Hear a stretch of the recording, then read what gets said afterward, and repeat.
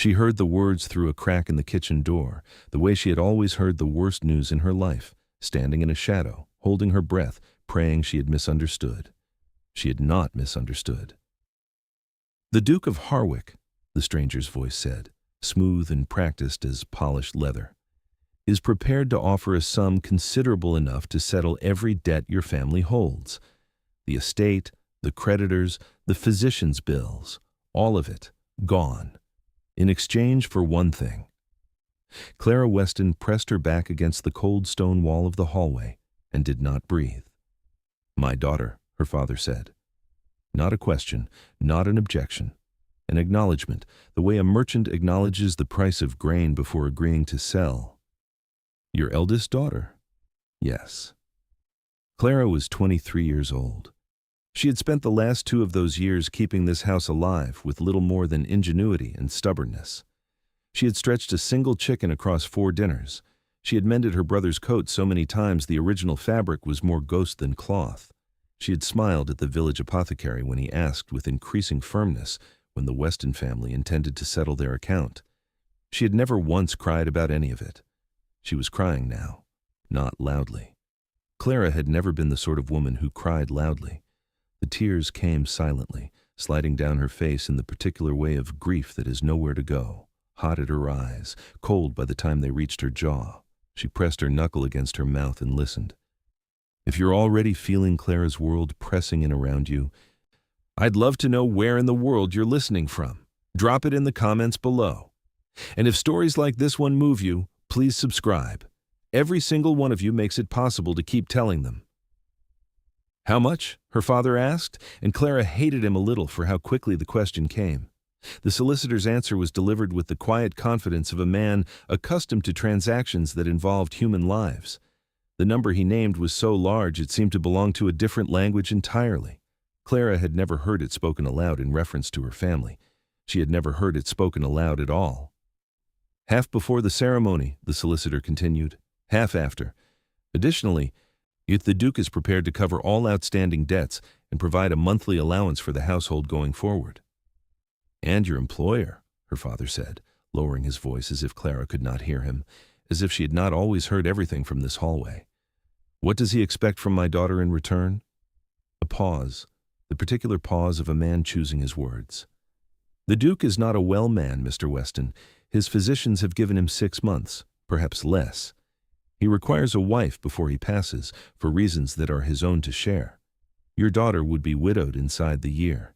She would inherit a generous portion of his estate, enough to live independently for the rest of her life. The arrangement would benefit everyone."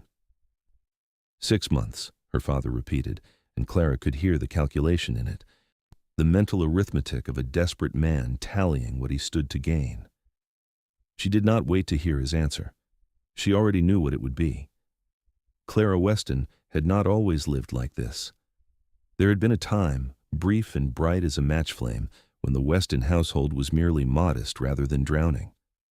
Her father had managed a small but respectable import business, her mother had kept a kitchen garden and sung while she cooked, and Clara had been a child who read books too old for her and argued with the curate about Scripture, to her mother's private delight and public mortification. That was before the business failed, before her father's grief at the failure curdled into something darker, something that lived in the bottom of a glass and made him unreachable. Before her mother, Elizabeth, Dick had taken the cough that settled into her chest like a tenant who refused to leave, draining her color and her strength one season at a time. Now, Clara was the axis the household turned on, and had been for 2 years. She rose before dawn to coax the kitchen fire to life. She kept the accounts, such as they were, in a worn ledger she had rescued from her father's desk when he'd stopped looking at it. She taught her younger brother Will his Latin, because his dream of becoming a physician required it, and she refused to let that dream die simply because their circumstances had narrowed. She braided her younger sister Lily's hair each morning and told her that things would be better, and she had believed it, or tried to. She was not certain she believed it anymore. The Weston cottage sat at the edge of the village, stood close enough to town to make their poverty visible, and far enough from the better houses to make their isolation complete. The garden had gone to weeds 2 summers ago. though Clara kept a small patch near the kitchen door where she grew herbs, rosemary, thyme, a struggling lavender, because her mother had loved them, and because some things deserved to survive regardless of everything else. Inside, the house smelled of damp wool and wood smoke, and the faint persistent sourness of meals made from too little. The wallpaper in the sitting room was peeling at the corners. The curtains, once a warm amber, had faded to the color of the old parchment. There were gaps on the shelves where objects had been quietly sold, a silver candlestick here, a small painting there, each absence a wound that Clara had learned not to look at directly. Her mother was upstairs. She spent most of her days there now, in the narrow bed with the quilt Clara had patched 3 times, her breathing audible even through the floor in the quiet evenings. Dr. Pembridge had been patient about the unpaid bills, but patience had limits, and Clara had seen them approaching those limits for months. Will was 14, with his father's long limbs and his mother's clear eyes, a boy made entirely of curiosity and fierce ambition who deserved every opportunity the world was currently denying him. Lily was 10, gap-toothed and stubborn, with an imagination that sprawled in every direction and a habit of asking questions that Clara never knew how to answer. "Why are we poor, Clara? Will Mama get better? Are we going to have to sell the books?" "Not the books," Clara had said each time, firmly. Darn as if that answered anything. After the solicitor left and her father had closed himself in his study with a bottle, Clara sat in the kitchen for a long time, watching the candle burn. The house was quiet around her. Will was asleep. Lily was asleep. Her mother's breathing, slow and labored, filtered down through the ceiling. She did not allow herself to think about what she was afraid of. Fear was a luxury she could not currently afford. Instead, she thought practically, methodically, the way she always thought when the world was threatening to fall apart. 6 months. A duke. A fortune large enough to save all of them. And then widowhood and freedom and enough money to give Will his education and Lily her future, and her mother the physician's care that had been out of reach for 2 years. She was not a child. She understood perfectly well what the word wife implied, what any man who purchased a wife expected to receive in return. The thought turned her cold in a way that had nothing to do with the dying fire. But he is dying, she reminded herself. 6 months. Physicians give timelines. She blew out the candle and sat in the dark and thought about her mother's breathing and Will's Latin and the look on Lily's face the morning there had been no bread at all. When she rose to go upstairs, her face was dry. Her jaw was set. She had a decision to make in the morning. She made it before dawn. Clara had heard of the Duke of Harwick the way one hears of storms before they arrive, in whispers, in warning, in the particular tone people use for things they do not fully understand and therefore slightly fear. And he was wealthy in the way that old families were wealthy, the kind of wealth that had accumulated across centuries until it ceased to be about money at all and became simply an atmosphere, a gravity that bent the world around it. The Harwick estate, Greymere Hall, sat 17 miles from the village, up a road that Clara had never traveled, in a part of the county that felt to the people of her world as remote as a foreign country. What she knew of the Duke himself was fragments, overheard and half understood. That he had no wife, had refused every match his family had proposed for 20 years, that he was formidable in business, cold in society, feared in Parliament, that he had fought a duel at 30 and walked away, and that the man who had opposed him had left England shortly thereafter and not returned. That he had no close friends anyone could name, no warmth anyone had witnessed, and no patience for anything he considered a waste of his time. And now, apparently, very little time left. Clara had asked one question of her father that morning, her voice carefully neutral, her hands folded on the kitchen table to keep them still.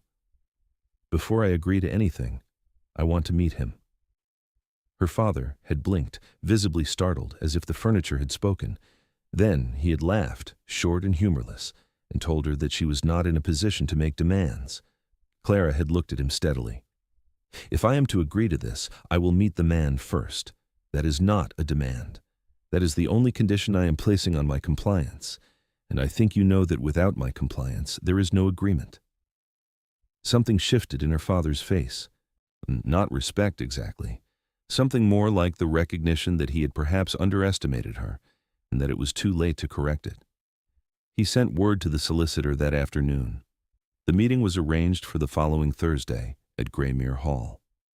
Clara spent the intervening days in a state of deliberate calm that cost her more effort than anything she had ever done. She mended her best dress, a deep blue wool that had belonged to her mother in better times, pressing the seams as flat as she could manage and replacing the buttons that had cracked. She washed her hair with the last of the good soap and dried it by the kitchen fire and braided it herself, neatly, without the looseness that fashionable women wore their hair because she had no lady's maid and had never pretended otherwise. She told her mother nothing. There was no version of the conversation that would not cause Elizabeth Weston either grief or desperate fragile hope, and Clara could not bear either. She told Will even less. Only Lily seemed to sense that something was shifting in the atmosphere of the household. The girl had a gift for it, that preternatural child's awareness of adult weather. She watched Clara that week with wide, careful eyes, asking none of her usual questions, bringing Clara cups of water that nobody had asked for, as if proximity and small kindness could ward off whatever was coming. On Wednesday evening, the night before the carriage came, Clara sat with Lily until she fell asleep, stroking her hair and watching her face go soft and unguarded in the way that sleeping children's faces do. She thought about what this money could mean. A real physician for her mother. Textbooks for Will, perhaps a place at a good school, perhaps one day a university. New dresses for Lily, real ones, not cut down and re-seamed from older things. Food that arrived without the mental calculation of how many meals it needed to produce. She thought about it all very carefully, like a woman building an argument she would need to use against herself later. The carriage arrived the next morning, as arranged. It was black and well-sprung, with the Harwick crest on the door, a silver hawk on a field of deep blue, wings spread as if about to drop from a great height. The coachman handed her in without expression. Clara did not look back at the cottage as they pulled away. She had learned in the last 2 years that looking back was a particular kind of indulgence she could not afford. That Graymere Hall appeared first as a darkening of the horizon, a mass that resolved itself slowly into towers and rooflines and the great wedge of an ancient oak forest that pressed against the eastern wing as if trying, slowly and patiently, to reclaim it. The road that led to the main entrance was flanked by elms so tall their canopies met overhead, turning the approach into a long green tunnel that filtered the autumn light into something cathedral-like and cold. Clara pressed her hands flat against her thighs and breathed. The house itself was not beautiful, exactly, but it was enormous and deliberate, built in a style that spoke of money old enough to have outlasted any need for beauty's approval. Gray stone, darkened further by the seasons, windows tall enough to light entire wings of a lesser house, a flight of broad steps leading to doors that stood open, attended by a footman in gray and silver livery who moved to receive her with the practiced precision of a man who had been performing this function for decades.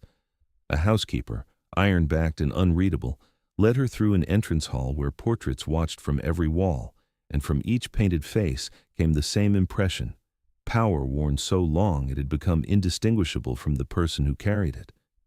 She was shown to a room at the back of the house, smaller than she expected.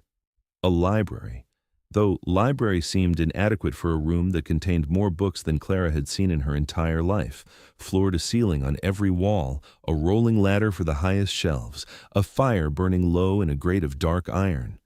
2 chairs faced each other before the fire, while one of them was occupied. She had prepared herself for age. The solicitor had said 6 months, and she had done the arithmetic and arrived at an image accordingly, frail, perhaps bedridden, the kind of elderly that inspires pity before anything else.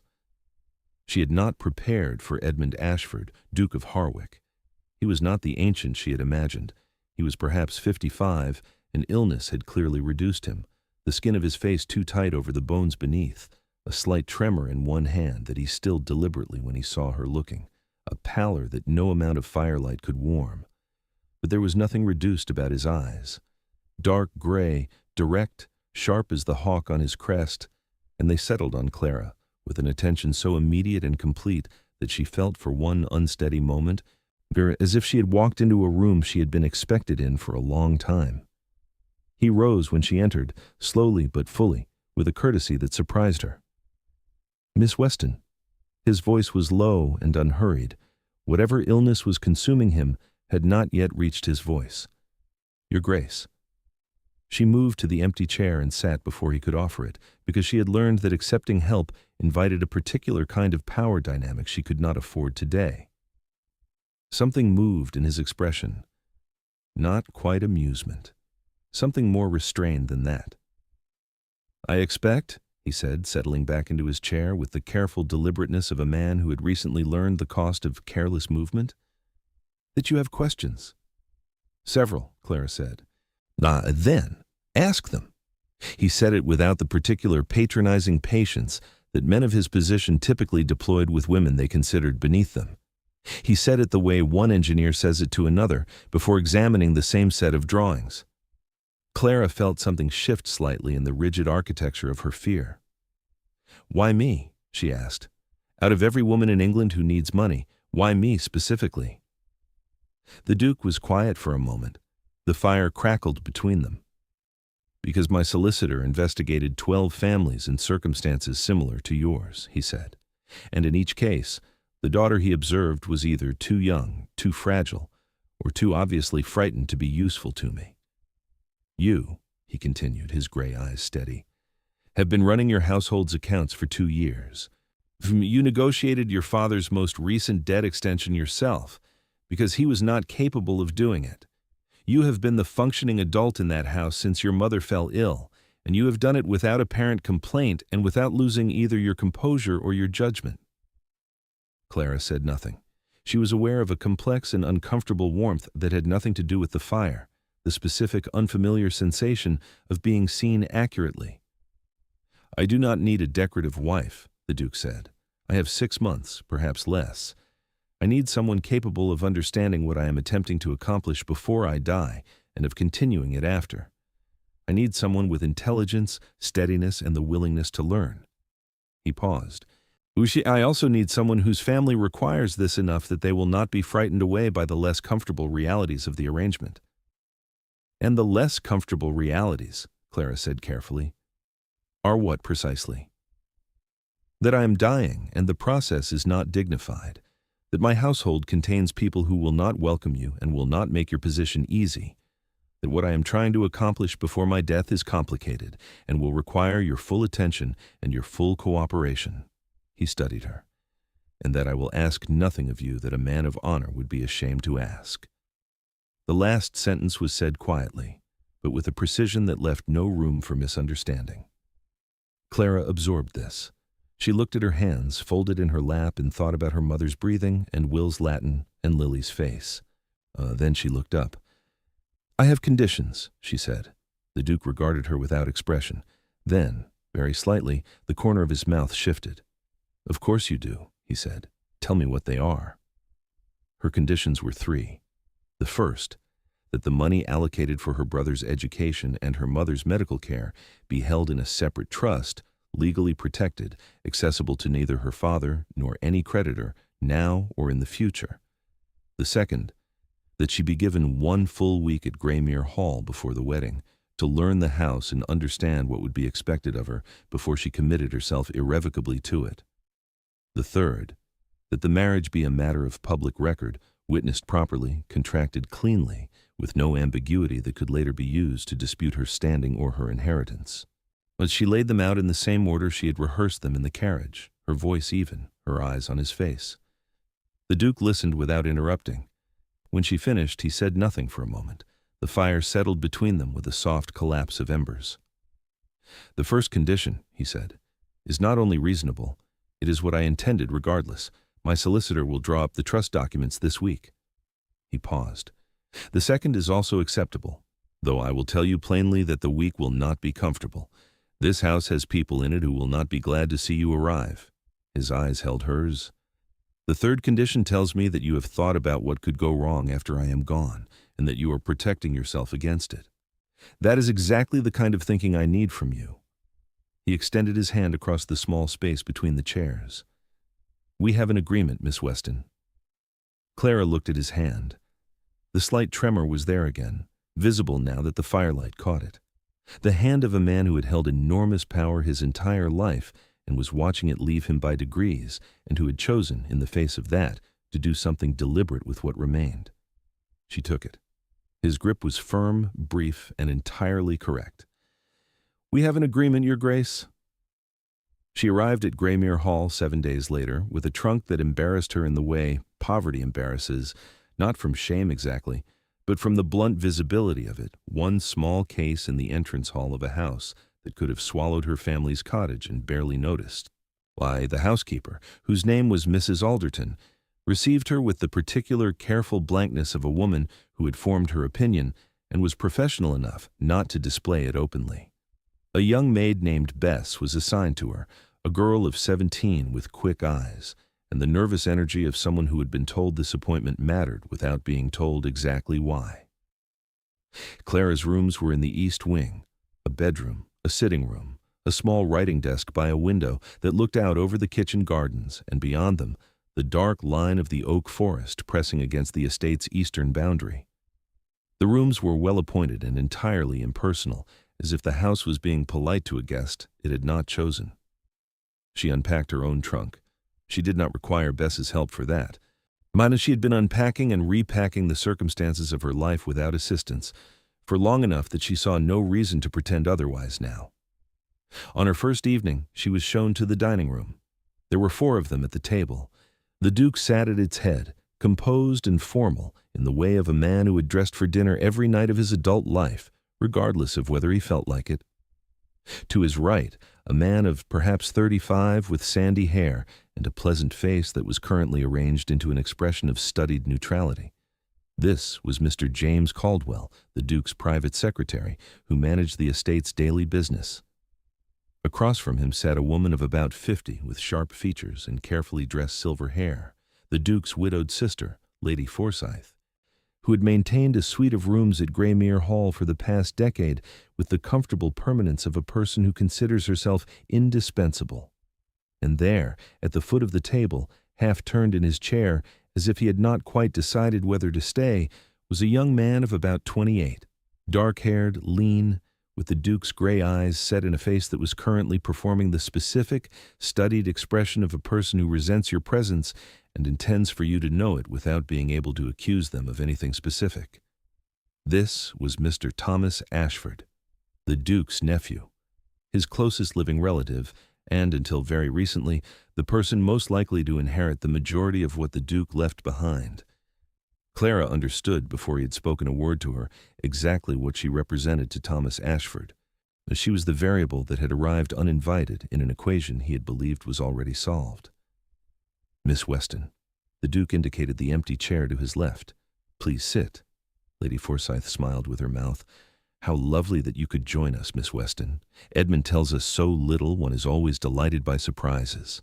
The word surprises carried several meanings, none of them delighted. "Thank you, Lady Forsyth." Clara unfolded her napkin with care. "Graymere Hall is remarkable. I spent the afternoon in the library. I hope that was not an imposition." "The library is open to anyone in the house," the Duke said. "Edmund's library is his great vanity," Lady Forsyth continued, with the particular fondness women deploy when they are telling you something is a weakness. "He has been collecting since he was 20. I doubt anyone has read a quarter of it." "I read all of it," the Duke said, without looking up from his soup. Thomas Ashford set down his spoon. "My uncle tells me you are from Westerfield Village, Miss Weston." His voice was pleasant, the way a blade is pleasant when it is still sheathed. "A modest community." "Yes," Clara said. "And your father, he manages some kind of trade?" "He did. The business closed some years ago." "Ah." Thomas reached for his wine. "And you have been managing the household since then, I understand. Quite the domestic education." The word domestic was placed with surgical precision, intended to diminish without being overtly rude. Clara had encountered this kind of conversation before, not from people of this class, but from creditors who wanted to establish their position before negotiating. No, she recognized the architecture of it. "Household management at the scale I have been practicing it," she said pleasantly, "turns out to have prepared me rather well for estate accounting, which I intend to learn properly while I am here. Your uncle has been good enough to arrange for Mr. Caldwell to go through the ledgers with me this week." Mr. Caldwell, who had been quietly eating his soup, looked up with what appeared to be genuine surprise. "Yes," he said after a moment. "Indeed, that's arranged." Thomas Ashford looked at her for a moment with an expression she could not entirely read. Then he smiled, and the smile was almost real. "How industrious," he said. "I find idleness costly," Clara said, and returned to her dinner. "If you are hooked on this story, please subscribe and turn on notifications so you never miss an upload. Dear, your support makes it possible to keep bringing you stories like this one, and it means more than you know." The week that followed was the strangest of Clara's life, and she had lived through some genuinely strange weeks. Each morning, Mr. Caldwell led her through the estate accounts with the slightly bewildered air of a man who had expected to be teaching someone who required considerable patience and was instead having something close to a conversation. The Harwick estate was vast: tenant farms, investments, properties in London and 2 other counties, a complicated arrangement of entailments and non-entailed assets that would determine after the Duke's death what passed to Thomas by law and what remained at the Duke's discretion to dispose of as he chose. It was the second category that Clara would inherit from. Now she needed to understand it completely. She asked questions that surprised Mr. Caldwell. She asked about the tenant lease renewal dates and whether the current rates were being reviewed. She asked about the investment portfolio and why 3 of the holdings had been flagged in the margins of the ledger with small question marks in what she recognized from the library's annotated volumes as the Duke's own hand. She asked about the London property and whether it was currently leased or standing empty. "It is standing empty," Mr. Caldwell said on the 3rd day, setting down his pen and regarding her with open curiosity. His Grace intended to let it this season, but events intervened. Events. The polite word for a man receiving a death sentence from his physician. "He should let it," Clara said. "The income would more than cover the maintenance costs, and an empty property in that part of London will attract neither tenants nor good impressions after 6 months of vacancy." Mr. Caldwell looked at her for a moment. Then he wrote something in the margin of his own ledger. "I will mention it to His Grace," he said. That evening, the Duke summoned her to the library after dinner. It had become, in the space of a few days, the room that suited him best: the fire, the books, the chairs positioned close enough to speak without effort. His energy was not reliable. Some evenings he was sharp and present, his gray eyes tracking every word with that unsettling directness. Other evenings he was visibly diminished, his sentences careful, his pauses longer than the sentence required, either as if he were choosing words from a supply he was rationing. Tonight he was sharp. "Caldwell tells me you suggested leasing the London property." "I did," Clara said. "The return on investment would be—" "I know the return." He did not say it unkindly. "I'm not asking you to justify it. I'm asking why you noticed it." Clara considered. "Because it was in the accounts as an asset with no current yield.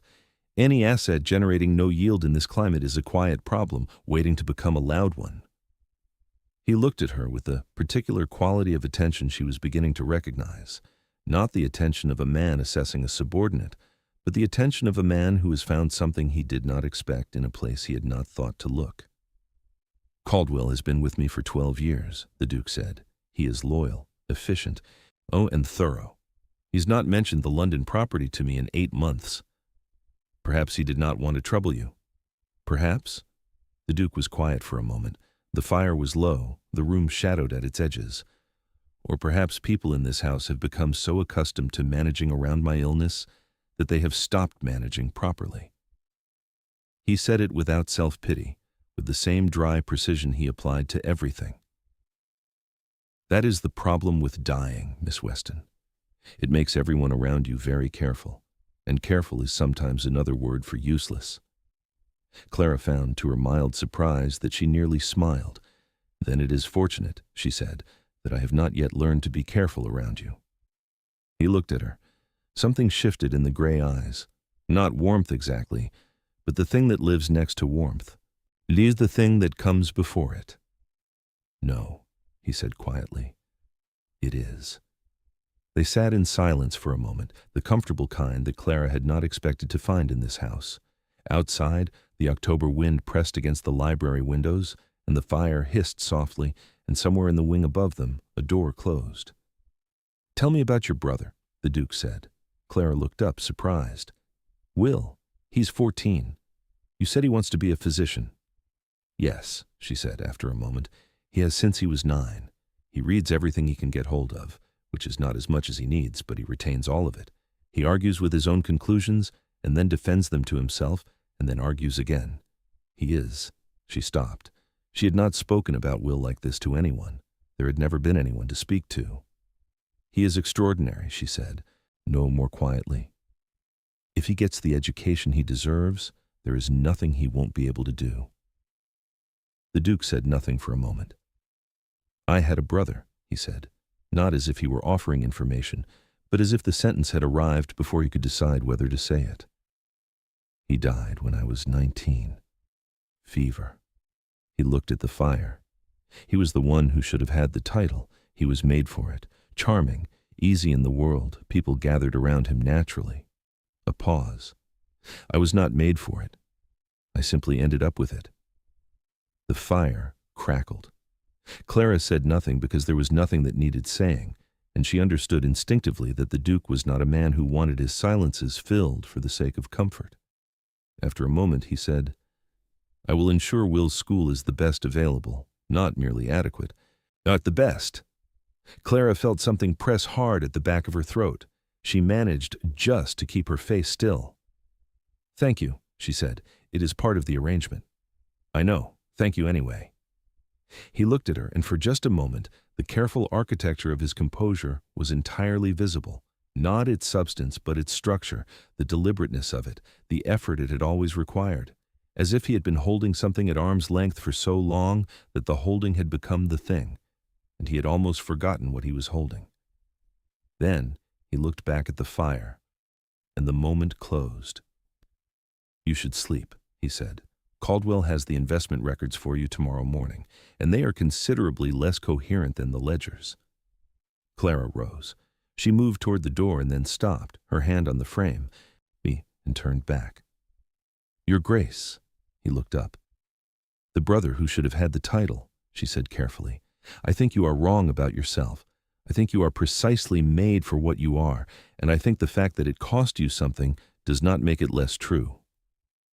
She did not wait for his response.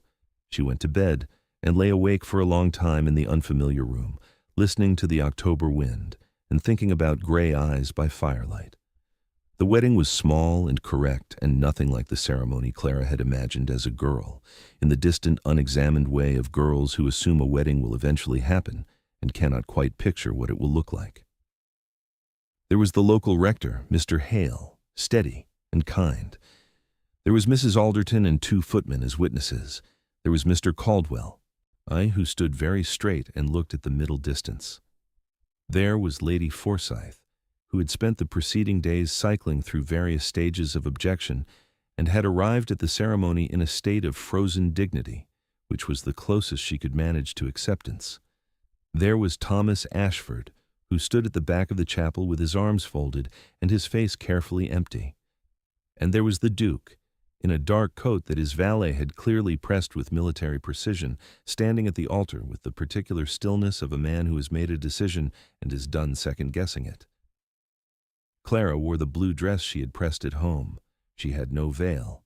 She had no flowers because she had not thought to ask and no one had thought to offer, and by the time the omission occurred to her, she had decided it did not matter.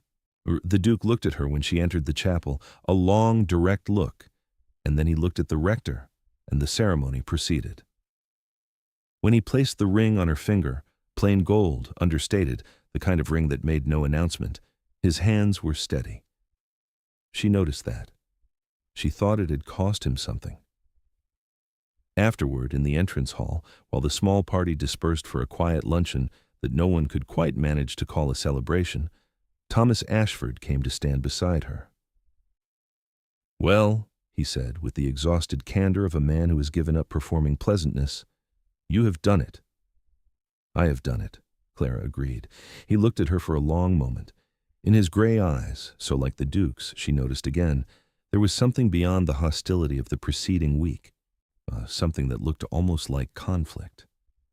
"He told me last night," Thomas said, "that you suggested leasing the London property and that you understood within 3 days why the Calderton farm lease needed renegotiating." He paused. "He's been trying to get Caldwell to address those two things for 6 months." Clara said nothing. "He also told me," Thomas continued more quietly, "that you said something to him in the library that he found—" He stopped, chose a different word. "Useful." "I am glad," Clara said. Thomas looked away, jaw tight. "I do not want to like you, Miss Weston. Mrs. Your Grace." He seemed to find the title difficult. "I want you to be what I thought you were when I first heard about this arrangement, an opportunist, a woman who saw a dying man and calculated her advantage." "And," Clara said, "and you are not that."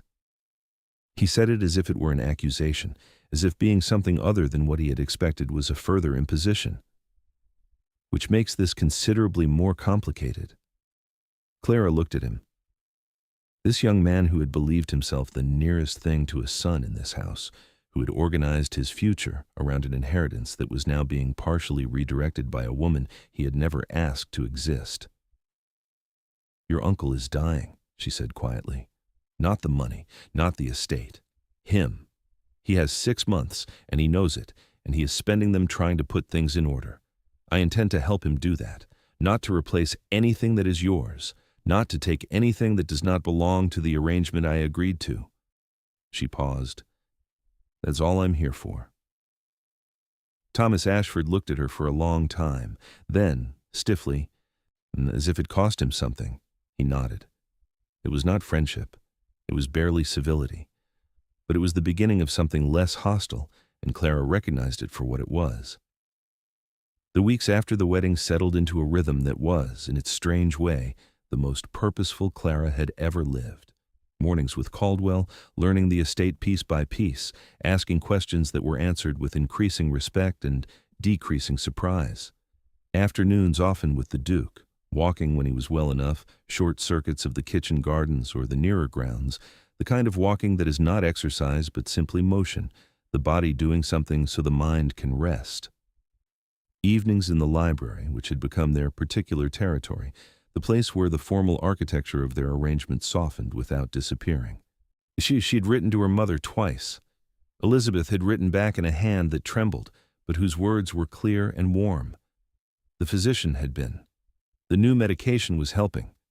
Will had received a letter of acceptance from a school in Edinburgh that Clara, with the Duke's solicitor's assistance, had quietly arranged. Lily had started wearing the new dress, the deep green one, to church every Sunday, and would not take it off in between.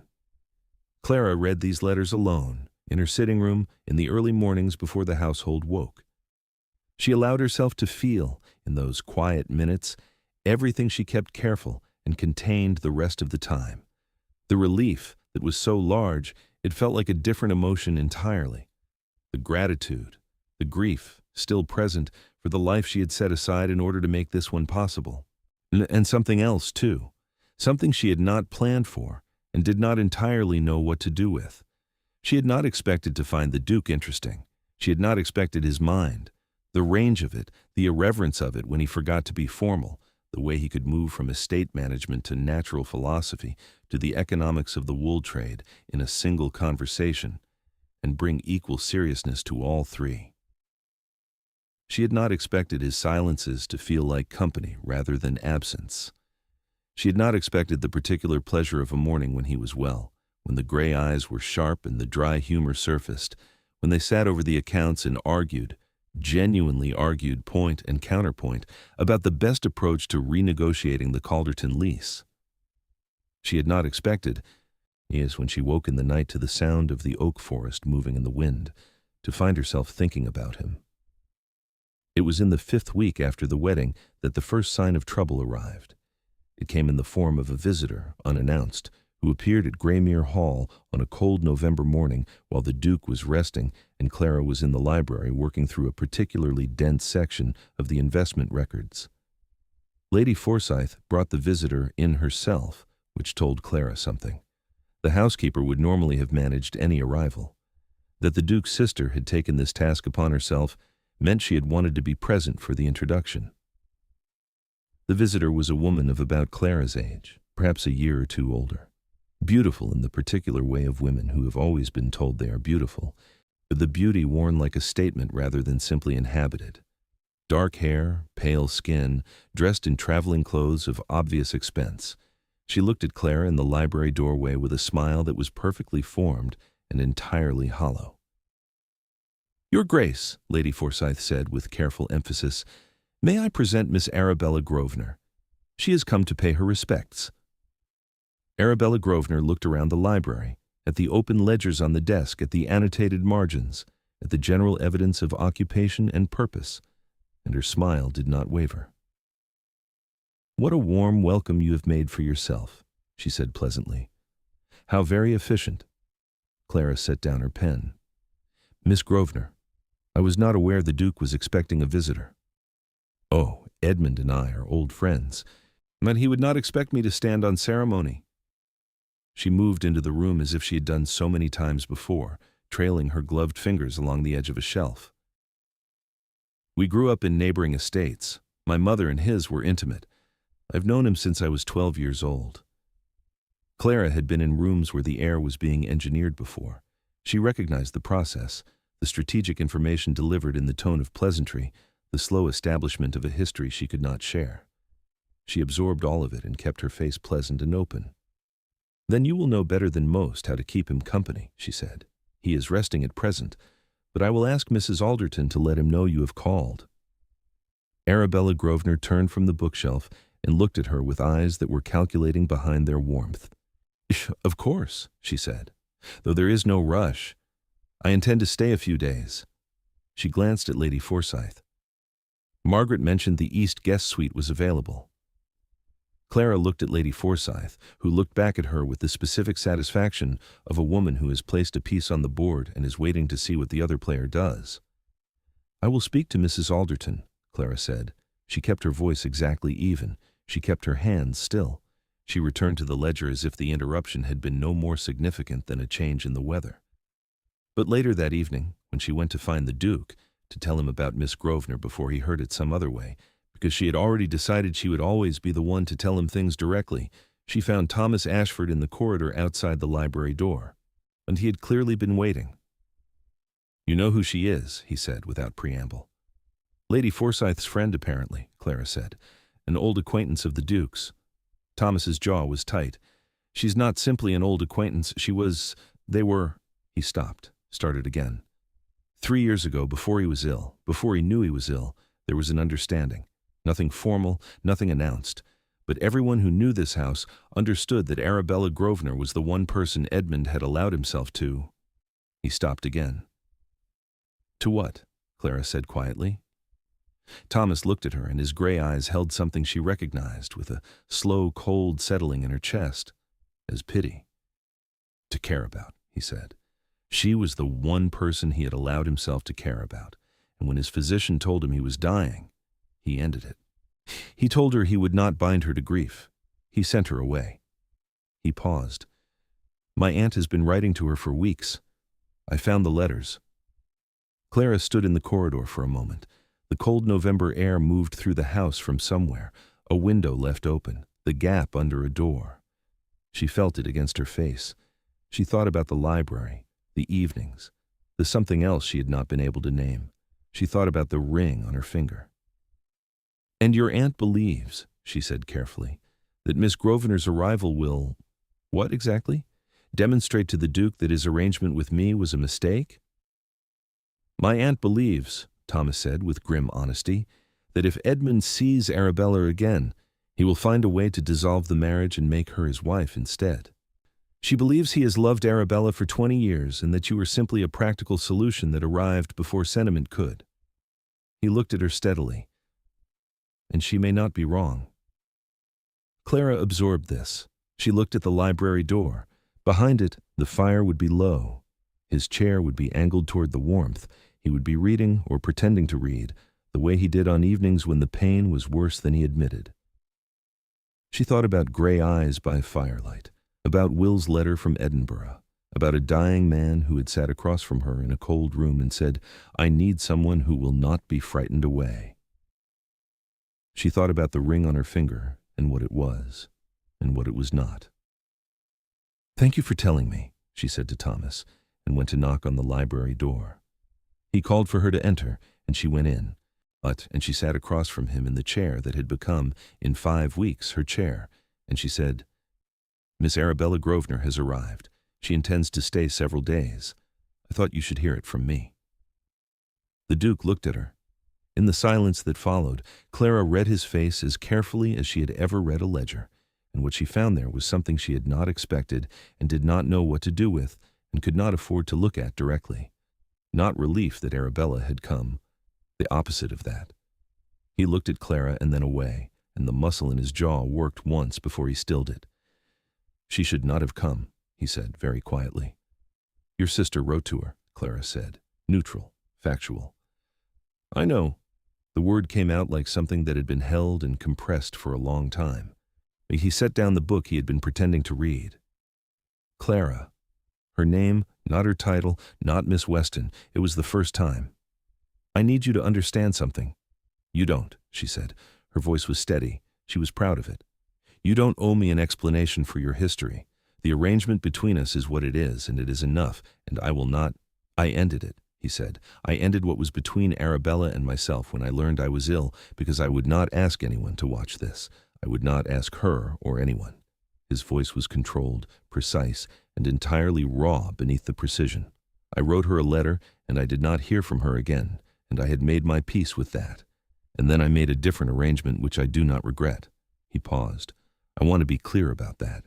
I do not regret it." Clara sat very still. The fire between them burned low. Outside, the November dark had come early, pressing against the library windows. "She still loves you," Clara said. It was not a question. "That is Arabella's own business." "And you?" The question was out before she had decided to ask it. She felt the air in the room change. The Duke looked at her. In the gray eyes, in the firelight, something was there that had been building for 5 weeks of evenings, of arguments over ledgers, of walks in cold gardens, of his brother's name spoken aloud for the first time in years, and her telling him that he was precisely made for what he was.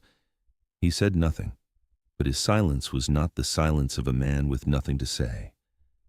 It was the silence of a man who had decided, a long time ago, not to say certain things, and was now standing at the edge of that decision, looking at the cost of maintaining it. Clara rose from the chair. Her legs were not as steady as she wished. "Good night, Your Grace," she said. She was at the door when he spoke. "Edmund?" he said. She turned. "My name is Edmund." He was looking at the fire, not at her. "You have been my wife for 5 weeks.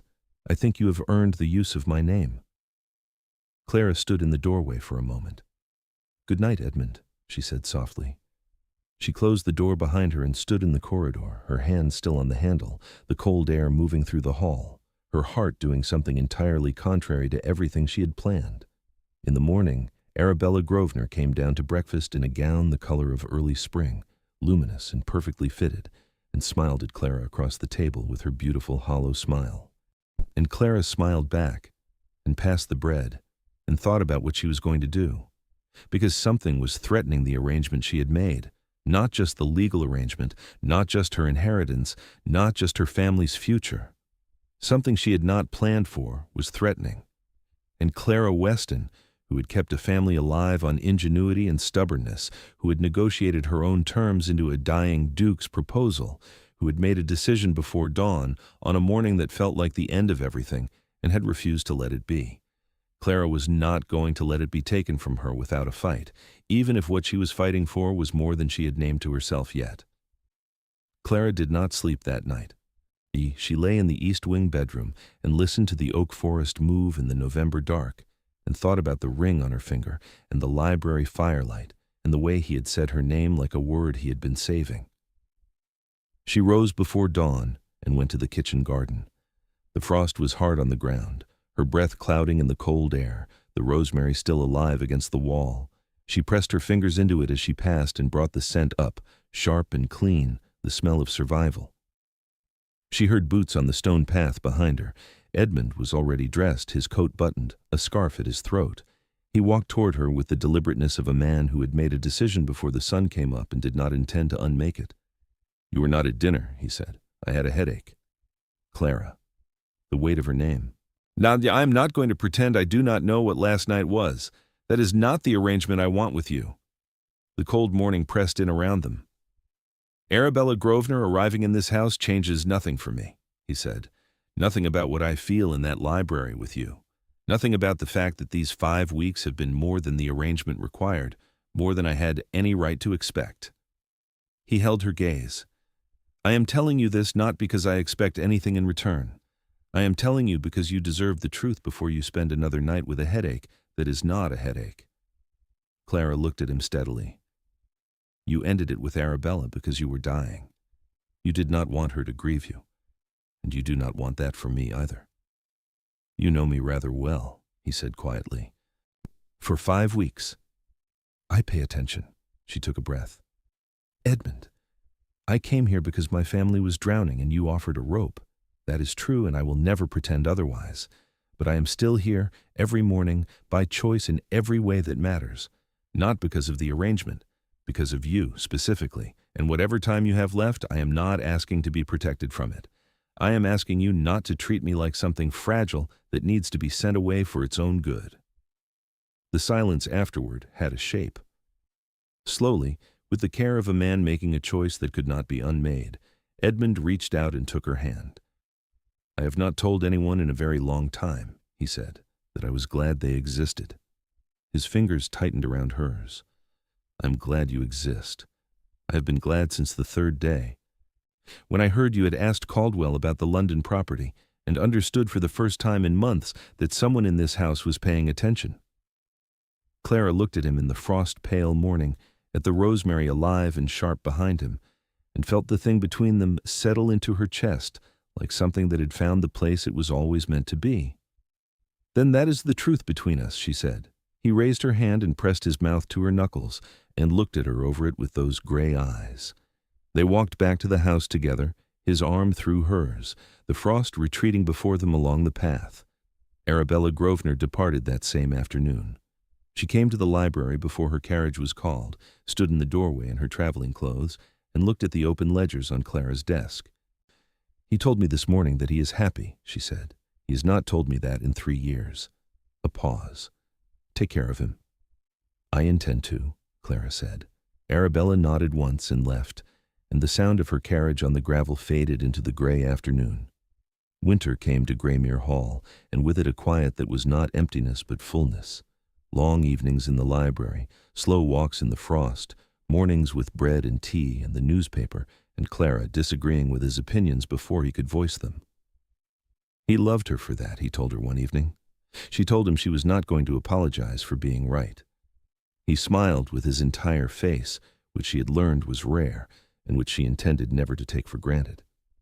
Thomas came to her in December, knocked on the estate office door, and said stiffly, be that he owed her an apology, that he had been wrong about who she was, that Edmund was more present, more himself, more alive than he had been in years.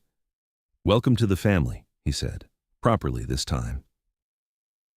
Lady Forsyth came 2 days later and said the same thing in different words, and Clara gave her the grace of a moment unremarked upon when her composure fractured.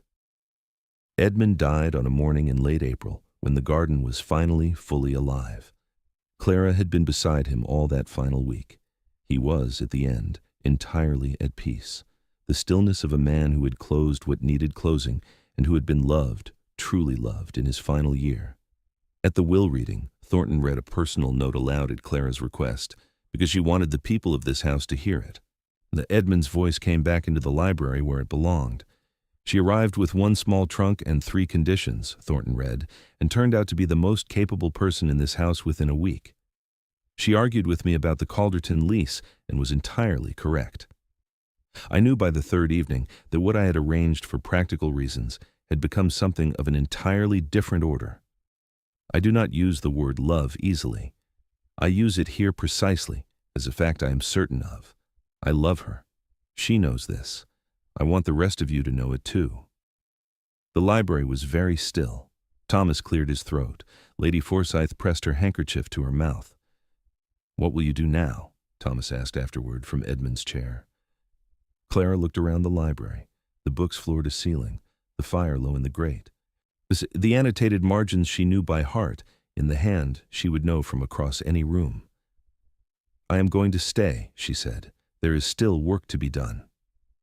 Outside, the April afternoon was brilliant. The kitchen garden was green, the rosemary fully recovered, the oak forest deep with new leaves. Clara reached for the open ledger on the desk beside her. She turned the page, and she began. "Thank you so much for watching until the end. If this story moved you, if you felt every word of Edmund's note in the library, then please check out the other videos on your screen right now. I think you will love them. And if you have not subscribed yet, now is the moment. See you in the next story.